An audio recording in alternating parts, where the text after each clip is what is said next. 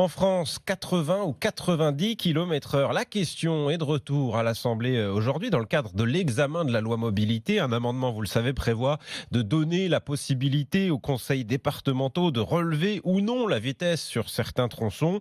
La Ligue contre la violence routière y est évidemment opposée. L'association a envoyé aux élus une carte de l'accidentologie dans leur département, Martin Juret. De longues lignes droites, larges et bien entretenues, des routes réputées belles mais qui concentrent les accidents.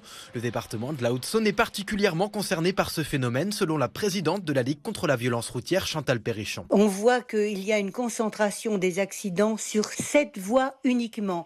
Et on a 275 accidents, dont 65 accidents mortels, sur 7 belles routes. Et nous espérons bien évidemment que ces routes ne repasseront pas à 90 km/h et que des élus changeront de cap. Un appel et une carte détaillant les accidents qui ne changent rien pour le sénateur Les Républicains du département de la Haute-Saône, Michel Raison. On a déjà analysé tout ça. Bien sûr que c'est sur les principaux axes routiers puisque c'est là qu'il y a de la circulation.